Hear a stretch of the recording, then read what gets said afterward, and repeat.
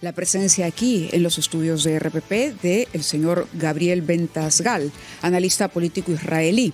Vamos a conversar con él sobre la situación que se ha suscitado luego de que este fin de semana Hamás denunciara que Israel está violando el alto al fuego en la Franja de Gaza tras una nueva ronda de ataques aéreos que habría acabado con la vida de al menos 20 personas en el enclave. El grupo islamista ha asegurado que las tropas israelíes avanzan sus posiciones hacia el oeste gazatí, más allá de lo que se ha demarcado en el acuerdo.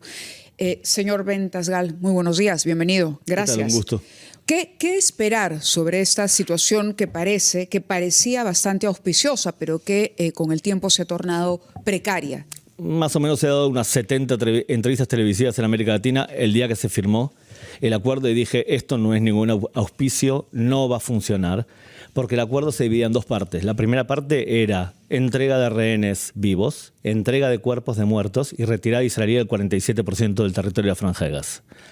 La segunda parte del acuerdo era, Hamás tiene que entregar sus armas, Hamás tiene que deportar y renunciar al poder y crear un gobierno de tecnócratas, Hamás tiene que permitir la entrada de fuerzas extranjeras para poner orden en la Franja de Gaza. Esa segunda parte no iba a funcionar y había que ser muy iluso para creer que Hamás iba a renunciar al poder de forma tan simple. Entonces, la segunda etapa es lo que está pasando ahora y es que no va a funcionar probablemente y tengamos que buscar otra alternativa en el Medio Oriente. Pero la responsabilidad de que no funcione es exclusivamente de Hamás, o en este caso, también diría usted que Israel no está cumpliendo su parte. Y la segunda parte es la están incumpliendo los dos. Porque la segunda parte tendría que ejecutarse con la retirada israelí de toda la Franja de Gaza, por un lado, y la segunda es las condiciones que acabo de decir ahora. Jamás no lo va a hacer, no va a renunciar a las armas, no va a renunciar al poder. Y como no lo va a hacer, es difícil ejecutar la segunda etapa. Si usted parte de la premisa de que su adversario se va a comportar de esa manera, y solo de esa manera, no se puede avanzar. Usted está partiendo de que no es viable bajo ninguna condición este plan. Este plan es lo único que hay. El problema es ese, que si no, tenemos una guerra permanente. Entonces, la pregunta es, ¿cómo se puede salvar ese plan que preveía algo más de lo que usted ha dicho? Que se constituya en un gobierno con autoridades internacionales, hablo en particular de Tony Blair, que ha estado durante muchos años comprometido con el Medio Oriente, con poca eficacia, es cierto, pero en fin, experiencia tiene y es conocido por todas las partes. ¿Cómo se puede hacer para que Hamás durante algún tiempo, por lo menos, pueda funcionar bajo una forma de protectorado, como ha sucedido en otros países, y que ha dado buenos resultados porque hay un objetivo común, efectivamente, es permitir que los palestinos puedan expresar su democracia interna sin estar bajo dominio de un grupo terrorista? La palabra clave acá es Qatar, y me causa un poco de gracia porque yo estuve aquí hace 15 años más o menos, en este mismo estudio con usted incluso, hablando sobre el peligro que era Qatar en el Medio Oriente, y en ese momento, hace 15 años, la gente no conocía lo que era Qatar. Incluso en la entrevista yo tuve que explicar la influencia que tiene Qatar. Qatar es el financista de Hamás.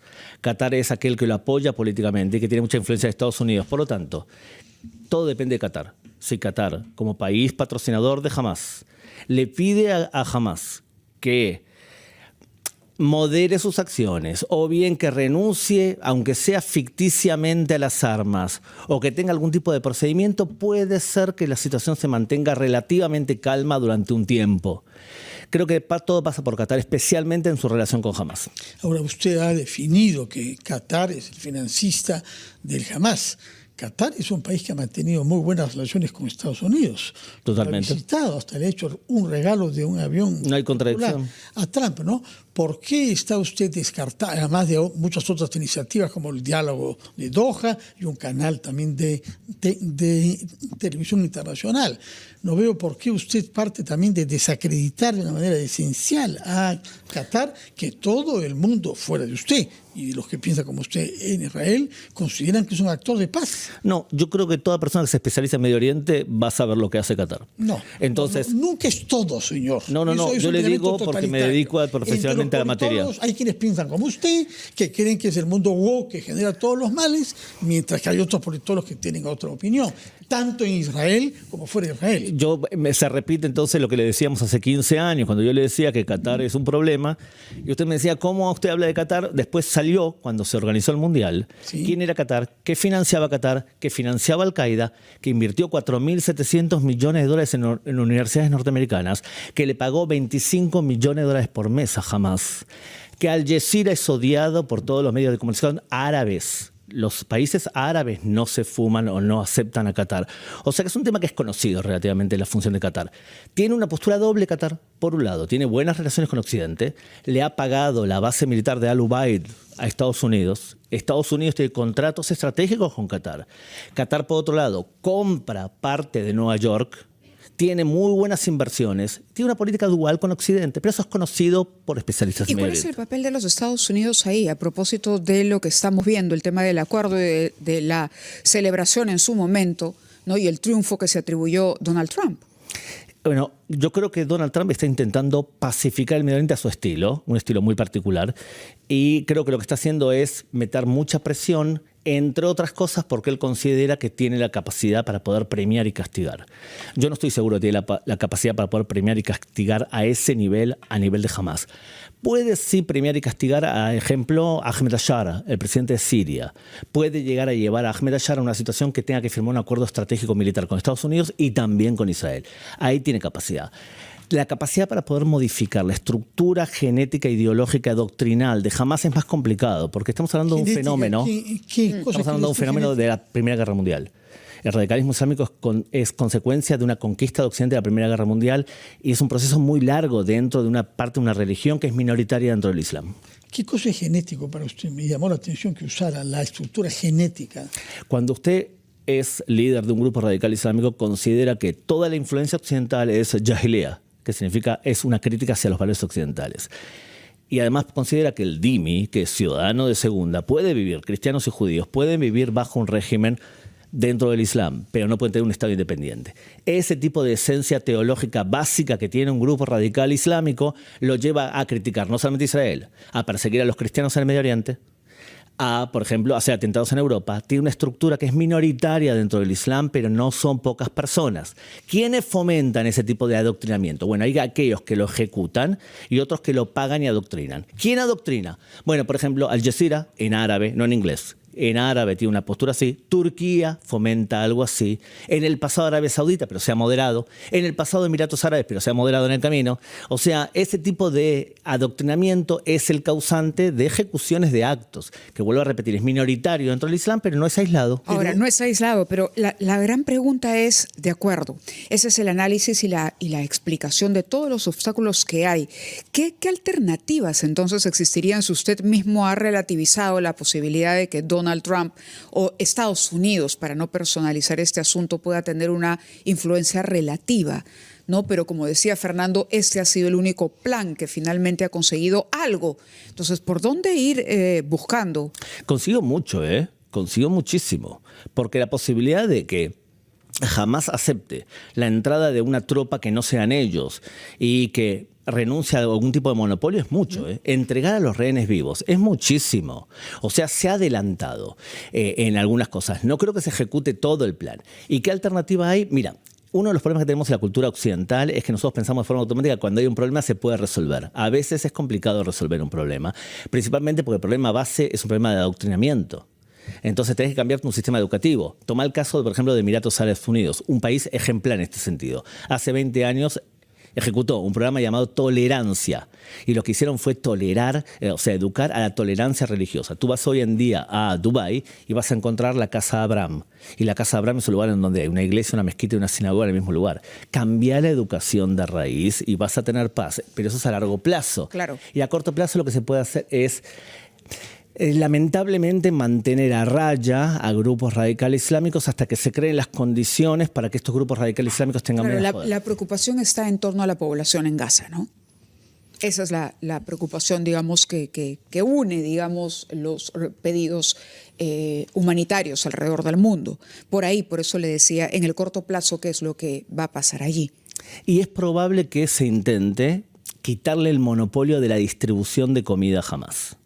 Quien reparte comida es aquel que tiene el poder, más en la Franja de Gaza. Porque fíjate cómo funciona. Entran 400 camiones de ayuda humanitaria por día a la Franja de Gaza. Jamás la secuestra.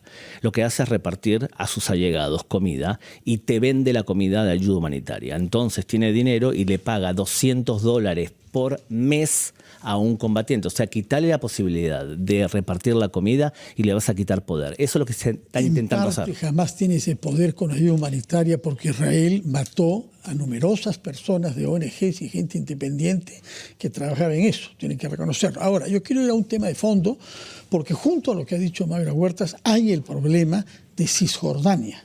Hay más de 2 millones de palestinos que viven ahí, en territorios que les son propios y en donde Israel también está ejerciendo, y además colonos, violencia. Y todas las semanas tenemos muertos ahí. Y eso contribuye muy poco al apaciguamiento y a que los palestinos puedan creer que, si bien no les conviene estar dirigidos por Hamas, tampoco ven una perspectiva de una solución a largo plazo que solamente puede ser 2 estados y que Israel se niega. A ver, he dicho muchas cosas, algunas que no son exactas. A ver, vayamos con las que no son exactas.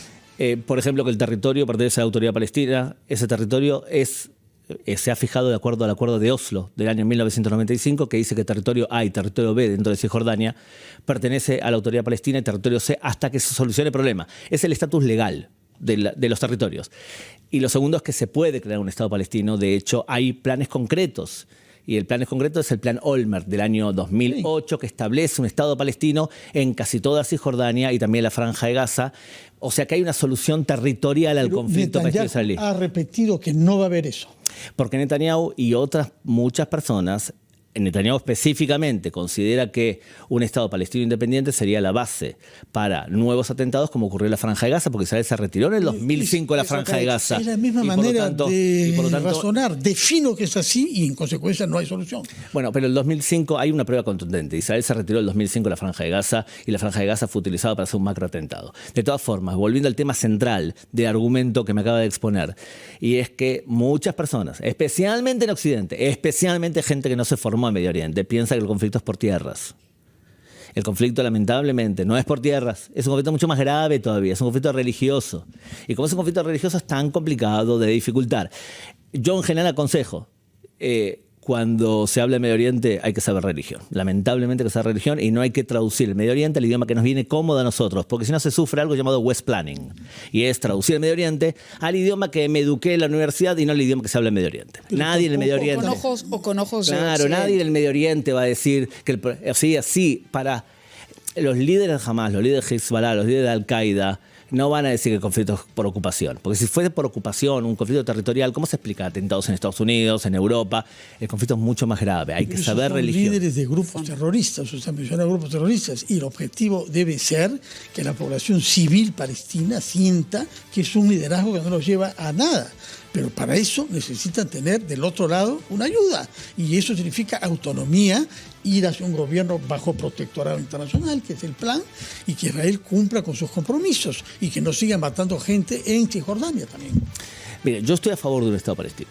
Está bien, claramente estoy a favor de un Estado. Yo creo que la solución territorial existe y estoy a favor de un Estado palestino. De los 2 estados. Sí, por supuesto. Pero como considero también, y no solamente yo, sino cualquier persona que tenga formación en Medio Oriente va a decirle que el conflicto lamentablemente no es territorial. Si es un conflicto mucho más grave, entonces evidentemente acá hay un problema que se define de otra manera. Porque un conflicto territorial se soluciona fácil. Yo reconozco que usted tiene derecho, usted reconoce que yo tengo derecho, nos dividimos la tierra. Un problema de agua, o sea, cosas materiales, lo mismo. Entonces es mucho más grave. Y sí, evidentemente, cuando hay violencia militar, no se soluciona el ciclo de violencia. Porque el niño que perdió al padre, por más que el padre sea un líder del Hamas, y que es educado a que la vida futura está en el paraíso, donde vas a recibir 72 vírgenes y donde vas a nadar en ríos de miel y de vino y en donde vas a poder sentar en tu mesa junto al profeta, 50 de tus familiares, un niño que además es educado a eso y el ciclo de violencia no se corta con facilidad. Bueno, tampoco vale la pena caricaturizar lo que es la religión islámica, ¿no? Hay de todo. Hay fanatismos ahí, no estoy como los hay entre los judíos, no, los hay entre los cristianos. ¿Usted alguna vez fue educado en su vida a levantarse y a asesinar a otro para imponer la cruz? No, felizmente que no. Y es un horror que eso exista en otros. Y entonces no se puede decir que son todos iguales. En todo caso, si no se resuelve el problema territorial, nunca se va a poder resolver el problema religioso. Y eso supone hacer sacrificios y estar por la solución de dos estados que lamentablemente Israel, hasta ahora, usted sí, felizmente, pero hasta ahora Israel no acepta. Muchas gracias por su presencia. Gracias por estar con nosotros. Hemos desbordado el tiempo. Gracias por los esfuerzos que ha hecho por explicarnos su punto de vista. Y ojalá que su tesis de que hayan dos estados que coexistan uno junto a otro en paz gane el camino. Así sea un camino largo, por lo que hemos entendido. Muy largo. Otra vez, es un conflicto que necesita una solución religiosa. Hablar de Medio Oriente es hablar de religión. Que no se traduzca un conflicto en un idioma que se desconoce. De acuerdo.